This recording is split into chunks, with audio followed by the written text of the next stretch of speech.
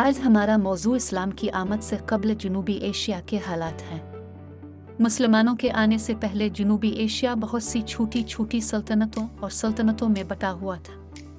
ये हुकूमतें एक दूसरे के साथ खंजर खींच रही थीं, जिससे सियासी और जुग्राफियाई तब्दीलियां आईं। इस तरह पूरा इलाका सियासी इंतशार और अदम इस्तेहकाम की लपेट में आ गया, जिसने मुआशरे की तरक्की को बुरी तरह मुतासिर किया।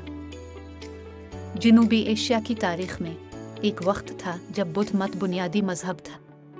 हिंदू हुक्मरान हिंदू मत के पुरजोश हामी थे। उन्होंने बुद्ध मत के पैरोकारों को परेशान और अजियतें दी।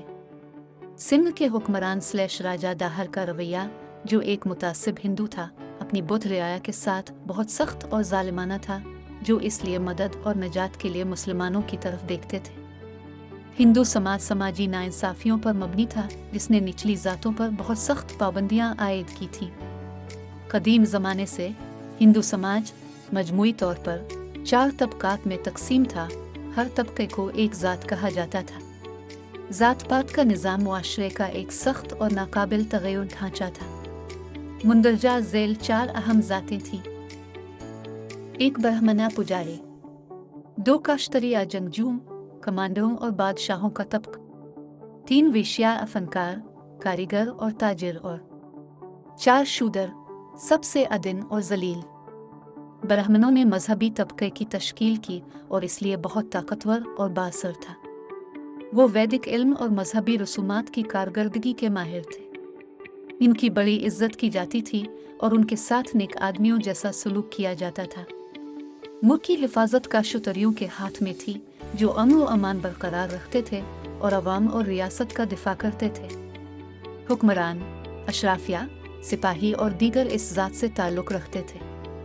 इन दोनों ज़ातों को आला मकाम और काफ़ी हद तक फ़ायदा हासिल था।